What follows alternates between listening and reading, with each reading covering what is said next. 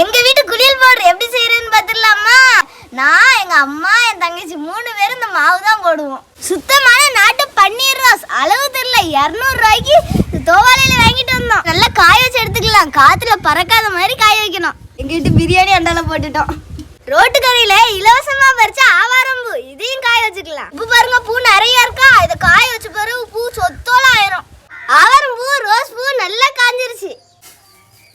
செம்பருத்தி பூ எங்களுக்கு எப்பவும் கிடைக்காது. எங்க தங்கம்மா வீட்டுல ஒவ்வொரு நாள் கொஞ்சம் கொஞ்சமா பறிச்சு காய வச்சிருக்கோம். இதையும் இன்னைக்கு ஒரு நாள் காய வச்சுக்கலாம். 1/4 கிலோ கடலை பருப்பு, இது கூடவே 1 கிலோ பச்சை பயிறு. இப்ப மஞ்சள் சேர்த்துக்கலாம். 1/4 கிலோவுக்கு 4 உருண்டை மஞ்சள்.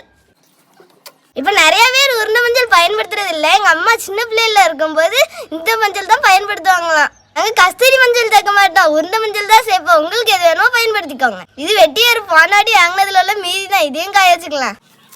காய வச்ச பருப்பு பயிரெல்லாம் நல்லா காஞ்சிருச்சு. இப்போ அரைச்சிட்டு வந்துடலாம். நல்ல மனமா சூப்பரா ரெடி ஆயிருச்சு. இதுதான் எங்க வீட்டு குளியல் பவுடர். நாங்க சோப்புலாம் போட மாட்டோம். இது எங்களுக்கு 2 மாசத்துக்கு வரும் அந்த பொடியே. அரைச்சிட்டு வந்த உடனே மூடி வச்சிடாதீங்க. ஒரு 2 மணி நேரம் திறந்து வச்சுட்டு மூடி வைங்க. ஏன்னா சூடா இருக்கும்ல. அதுல நிறைய பொருள் சேர்ப்பாங்க. எங்க வீட்டுல இவ்வளவுதான் பொருள் சேர்ப்போம். உங்களுக்கு இதோட தெளிவா பண்ணணும்னு நினைச்சீங்கன்னா நிறைய பேர் வீடியோ போட்டிருக்காங்க. அதுல நிறைய பொருள் சேர்த்திருக்காங்க. அதையும் பாத்துக்கோங்க.